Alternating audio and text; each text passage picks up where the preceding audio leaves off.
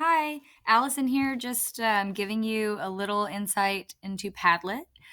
Um, as teachers, oftentimes we find new technology and we only use the free version and we only barely scrape the surface of what it has to offer. And this communication tool is so fabulous. So I'm just gonna go into the gallery and show you a couple things that are, if it will load, that are pretty great examples of how you can use it because Padlet is so versatile. So, one of the first ones I'm going to click on is the use of timeline. So, instead of adding text, all this is someone who added in the actual music file for the Grammy winner. You can just play. Oh, I guess my volume's off.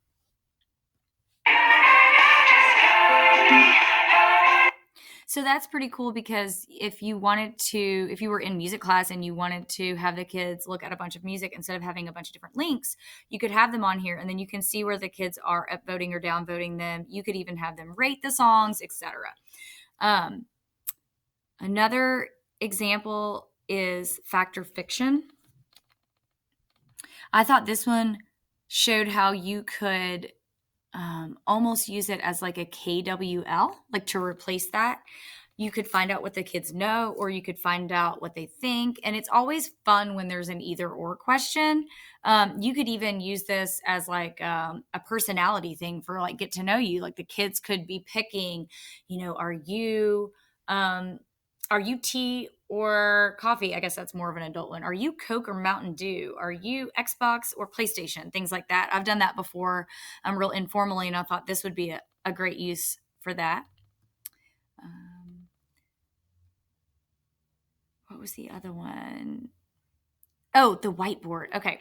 So this one is a little more high level. It looks like even a business used it where they actually turned it into a whiteboard.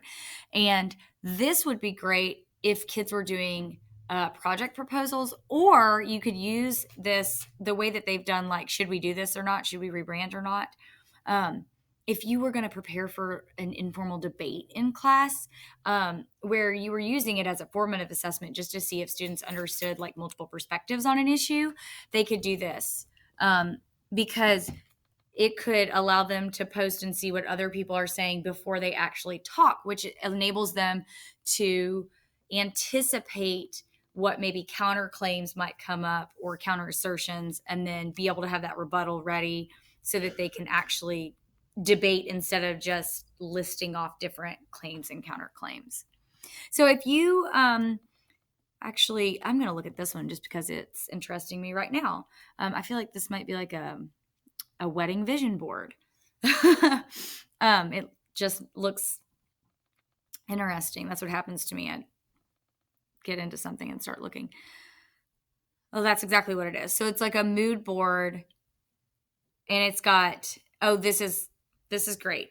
You could use this if you read a novel, if you're in language arts, if you read a novel and you wanted to like depict a character's mood, or you wanted to even like in a short story, some piece of literature, and you wanted to show like what is the mood of this portion of the story, or maybe even then show how the mood shifts. So like some kids did one part of the story and some kids did another. You could do it for tone. You could do it for music. That's actually a really great application. I didn't even think about a mood board, but I like that. So anyway, I just wanted to show you that there's like so many different uses for Padlet, and that going in and looking at the gallery can help you find ways to use it in your class in more creative ways, because the example that I posted for my kids was just very basic. So I just wanted to give you some more opportunities.